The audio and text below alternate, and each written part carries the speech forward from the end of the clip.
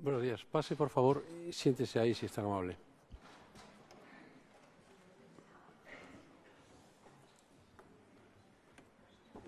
Muy bien. Su nombre y apellido, por favor. Soraya Sáenz de Santa María Antón. La edad, estado civil, profesión. 47 años, casada, abogado y consejero de Estado. ¿Usted conoce a los procesados? Sí. ¿Tiene amistad íntima, enemistad con alguno de ellos? ¿Alguna relación laboral, de dependencia? La relación que se deriva institucional de ser vicepresidenta del Gobierno. Estupendo. ¿Ha estado alguna vez procesada? No. Bueno, pues conteste a las preguntas que le va a formular la acusación. ¿Jura usted o promete decir la verdad? Sí, por supuesto. ¿Jura? Juro. ¿O promete? Estupendo. Conteste, por favor, a las preguntas que le va a formular la acusación popular, que es quien le ha propuesto como testigo. Muchas gracias. Con la venia del excelentísimo señor presidente. Muy buenos días, señora Sáenz de Santa María. ¿Desde qué fecha fue usted vicepresidenta del Gobierno de la Nación? Desde diciembre del 2011 hasta mayo del 2018. Mire, en relación con los hechos que ha conocido usted en su condición de vicepresidenta del Gobierno, ¿en qué reuniones participó usted directamente o a través de personas comisionadas con miembros de la Generalidad y para tratar el asunto del 1 de octubre? Yo no traté del asunto del 1 de octubre con ningún miembro del Gobierno de la Generalitat. Yo me reuní en 3 ocasiones con el señor Junqueras. Una en abril del año 2016 para abordar una serie de peticiones de la Generalitat de Cataluña. Una de ellas era el referéndum. En ese punto nunca quise entrar porque no es disposición del Gobierno, sino de la soberanía que corresponde al conjunto del pueblo español abordar esa cuestión. Les dije que sobre ese tema no tenía nada que hablar ni que abordar, sin perjuicio de que el resto de los asuntos que pudieran interesar al pueblo de Cataluña, a los ciudadanos de Cataluña, como al resto de los españoles, el Gobierno de España, por supuesto, abordaría cuantos asuntos fueran de interés. La segunda reunión que tuve con el señor Junqueras fue en julio de ese mismo año, en el 2016, donde abordamos la difícil situación financiera de la Generalitat. En aquel momento estaban en una situación muy dramática en cuanto a la calificación de su deuda y a las dificultades de financiación. Y el ministro de Hacienda y yo nos reunimos con el señor Junqueras porque nuestra preocupación era que se sufragaran los servicios públicos.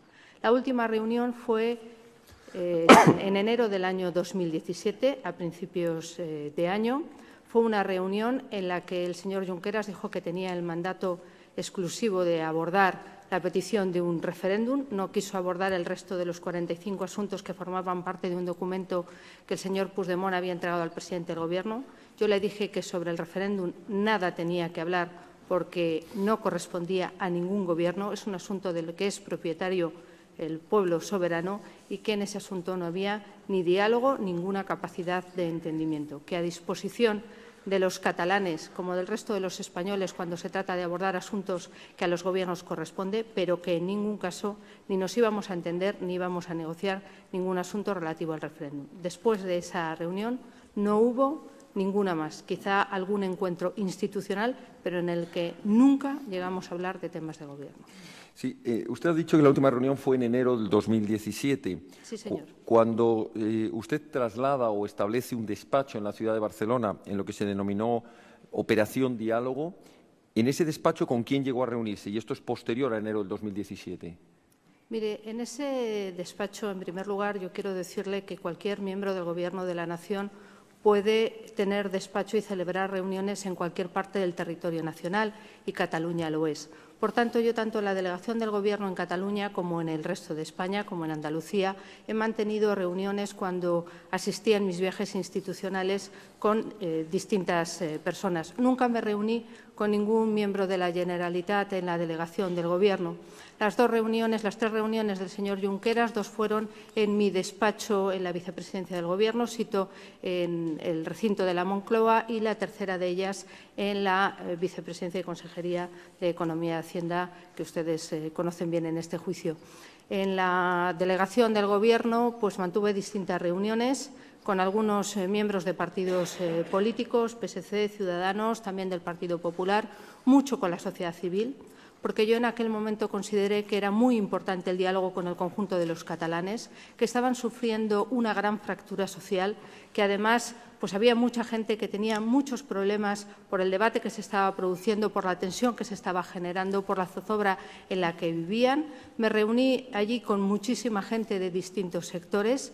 También quiero decir que ese despacho fue muy útil cuando se produjeron los atentados en el mes de agosto, porque pues, ahí nos pudimos reunir distintos miembros del Gobierno, pudimos atender a embajadores, a cónsules, habida cuenta de las diferentes nacionalidades que en ese atentado pues, fueron víctimas, también con comerciantes, con distintas personas que habían colaborado y que les dimos las gracias al respecto. Allí nunca me reuní con nadie de la Generalitat, pero sí pude hacer algo que yo consideraba que era fundamental, que era reforzar la presencia del Estado y el Gobierno de la Nación, ese Estado en Cataluña, porque creía que era muy importante que estuviéramos allí presentes y que nos hiciéramos presentes, porque Cataluña es también España y la presencia del Gobierno de la Nación ayudaba a eso. Sí, por la información que tuvo usted en su condición de vicepresidenta del Gobierno, a través de los servicios de información de Policía Nacional, Guardia Civil y CNI, ¿en qué fecha tuvo conocimiento de que se estaba organizando un llamado procés que tenía como objetivo la secesión o independencia de una parte del territorio español?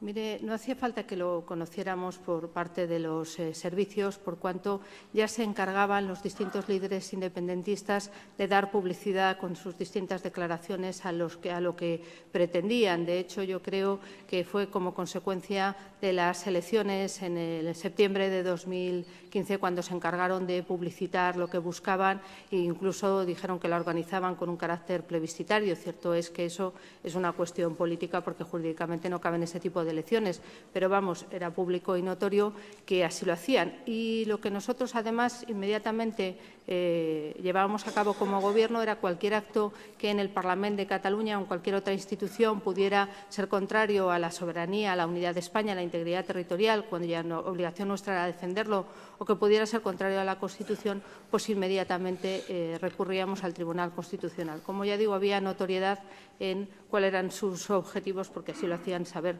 públicamente y de ello también hacían discurso. Mire, le pregunto esto porque según los servicios de información desde el año 2012 ya conocían que se estaban preparando estructuras con este objetivo. Yo no sé si usted tenía este conocimiento cuando entró en su cargo. En concreto, le voy a preguntar en relación a la aplicación del mecanismo constitucional de garantía, el artículo de protección constitucional, el artículo 155. ¿Usted recuerda de qué fecha se aplicó este mecanismo? Bien, sobre la primera de sus apreciaciones, yo tengo que decirle que en las primeras reuniones que se tuvo con la Generalitat de Cataluña a partir del año 2011 en que entramos el Gobierno, realmente esta no era una petición. Después de una reunión que hubo en julio en relación al pacto fiscal, que tampoco fue concedido por parte del Gobierno de la Nación, fue cuando por parte de algunos en la Generalitat se derivó hacia la petición de una consulta de esta naturaleza a la que nunca accedimos. Sobre la aplicación del artículo 155 es público y notorio porque el Gobierno se expresa a través de actos administrativos y tiene usted publicado en el Boletín Oficial del Estado tanto el momento en el que se emitió el requerimiento en el 11 de octubre al presidente de la Generalitat, los plazos que les concedió, la reunión que hubo después del Consejo de Ministros, una vez transcurrido el plazo del 19 de octubre, la discusión en el Senado y el acuerdo de Consejo de Ministros después de la aprobación en el Senado, que fue un viernes en el que se aplicaban las medidas correspondientes a ese artículo. Sí, en concreto, la publicación fue el 27 de octubre, como usted sabe, del 2017, y los efectos terminaron el 2 de junio del 2018. Yo le pregunto si con anterioridad al 1 de octubre tuvo usted conocimiento, petición o informe por parte de Fiscalía, Abogacía del Estado, sobre la necesidad de aplicar o de activar el mecanismo del artículo 155 antes de que se produjera el 1 de octubre. Mire, he de decirle que la aplicación del artículo 155 de la Constitución es una cuestión política y constitucional. Por tanto, no creo que corresponda a la Fiscalía General del Estado hacer ese tipo de petición. Y, por otro lado, la Abogacía del Estado lo que hace es asesorar en derecho al Gobierno, por tanto, no hacer sugerencias de ese tipo. Nosotros lo que sí hicimos para aplicar el artículo 155 fue tener en cuenta las siguientes premisas. En primer lugar, la defensa de la soberanía y de la unidad nacional. En segundo lugar, garantizar el cumplimiento de la ley. En tercer lugar, hacerlo siempre de la manera más rigurosa, con la mayor prudencia y mayor proporcionalidad en defensa de la convivencia. Y, por último, y esto me parece muy importante, mantener el acuerdo político. Yo creo que en ese asunto, a pesar de que en el Senado podíamos contar con el grupo parlamentario que sostenía al Gobierno con una mayoría suficiente, nos parecía muy oportuno que la buena parte de los partidos políticos estuvieran de acuerdo en la adopción de esa decisión, porque, sin perjuicio de que la pone en marcha el presidente del Gobierno, la tiene que aprobar el Senado de la Nación. Y trabajamos mucho para que, si no recuerdo mal, al menos 8 grupos o partidos políticos pudieran apoyarla, especialmente el partido líder de la oposición, que era el Partido Socialista, y también Ciudadanos. Por tanto, mantuvimos muchísimas reuniones. En aquel momento, pues algunos decían que el artículo 155 debería haberse aplicado en el año 2014. Otros decían que el artículo 155 no debería aplicarse nunca. Algunos fueron evolucionando de opinión en cuanto a cómo debía ser el artículo 155, si debía ser de una manera, si solo para convocar elecciones. Algunos incluso mantuvieron distintas opiniones al respecto a medida que iba evolucionando el asunto. Y no faltó quienes opinaron después que hubiera sido adoptado, lo cual ciertamente a la hora de tomar decisiones pues es mucho más sencillo de lo que suele decirse a toro pasado. Nosotros lo adoptamos cuando cumplimos esas premisas, sobre todo cuando logramos un acuerdo político en su aplicación. ¿Conoce usted lo que era la Operación Copérnico?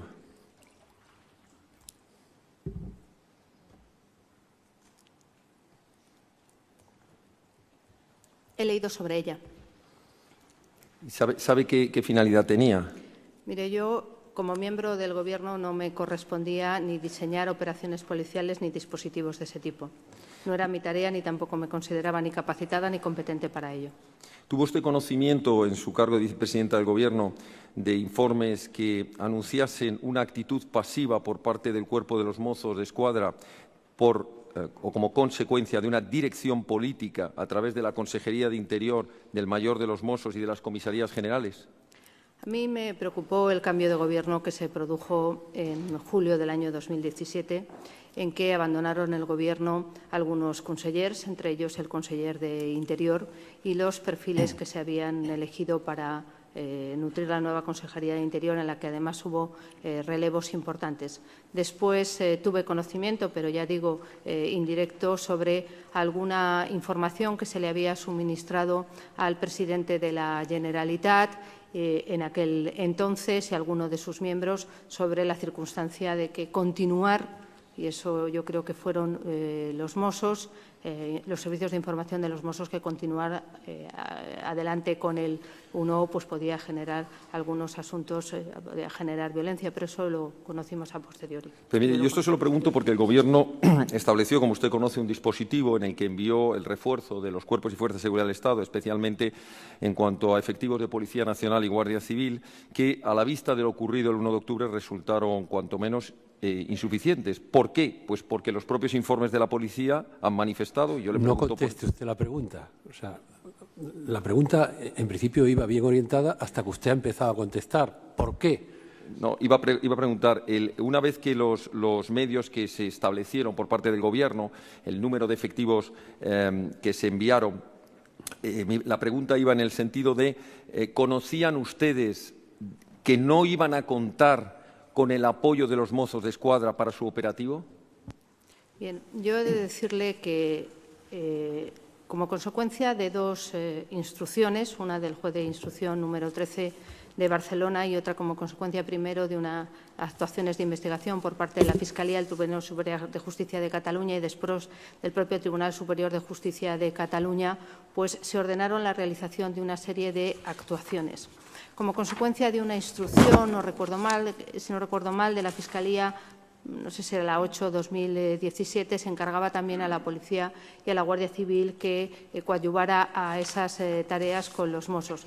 Habida cuenta que, como sabe bien como yo, que la Policía y la Guardia Civil, como consecuencia pues, de la aplicación de la Constitución y de algunas transferencias que se produjeron hace muchos años, que no con el Gobierno de Mariano Rajoy, pues la presencia de las fuerzas y cuerpos de seguridad del Estado más allá de los Mossos era limitada en Cataluña. Por tanto, el ministro del Interior tomó la decisión, creo recordar que fue en el entorno del 27 de septiembre del 2017, de enviar 6.000 policías y guardias civiles para que ayudaran a cumplir, a mantener el orden público, creo recordar que esa era la expresión, y a cumplir con las instrucciones de la juez y primero de la Fiscalía.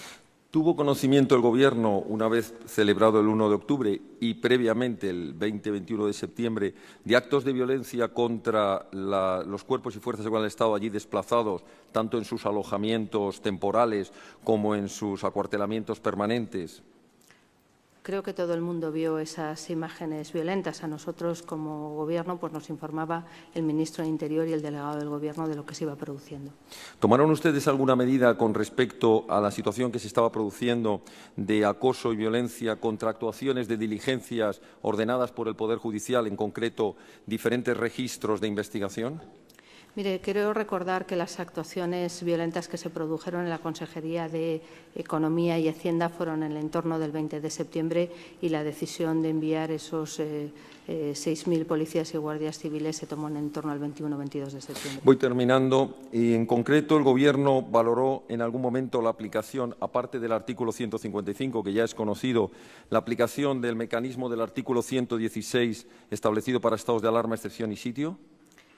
En primer lugar, yo creo que la obligación de todo Gobierno, y al menos así lo hizo el Gobierno de la Nación, es tener conocimiento exhaustivo de lo que es la Constitución española y de las facultades que le otorga. Por tanto, es algo que debe saber, digamos, si me lo permite, si quiere ejercer bien su tarea. He de decirle que nosotros consideramos, y por otro lado era la común opinión, que el mecanismo, cuando una comunidad atenta gravemente al interés general de España, es el previsto en el artículo 155. Nunca se había aplicado en nuestro país, tampoco había mucho escrito al respecto. Se hizo un gran esfuerzo por parte de todos los que podían ayudar a su implementación. Determinó el cese de todo el Gobierno, de toda la Generalitat, como medida añadida para garantizar el mantenimiento del orden público. En la Consejería de Interior se acordó también algunos ceses, el segundo responsable y el jefe de los Mossos, que fueron sustituidos. Por tanto, consideramos que era la medida más acorde en la Constitución, porque además se actuaba respecto a los responsables de esa declaración de independencia y de los hechos que habían llevado a la misma. Como usted debe saber por su condición de letrado, los estados de excepción y estados de sitio pueden comportar la suspensión de derechos fundamentales. Y yo creo que era mucho más oportuno actuar respecto a los que habían incumplido gravemente la Constitución que, de otra manera, perjudicar a los ciudadanos de Cataluña, que también nuestro objetivo era preservar su convivencia. Y una última pregunta. Mire, el mismo día 1 de octubre, donde se produjo ese referéndum ilegal, y le pregunto, a raíz de lo que ocurrió el día 27 de octubre con la declaración de independencia, usted escribió un Twitter en su cuenta en su cuenta particular o personal, donde dice: el referéndum no se ha celebrado. El Gobierno ha desbaratado algo que no tenía ni garantías democráticas. ¿Sigue usted manteniendo esa posición después de los hechos que ha conocido pasado el 1 de octubre? La Junta Electoral Central, el día 4 de octubre del año 2017, dijo que no se había producido ese referéndum. Y creo que es el órgano encargado de la vigilancia en relación a los procesos electorales de nuestro país. No hay más preguntas. Muchas gracias. Muchísimas gracias, señor letrado.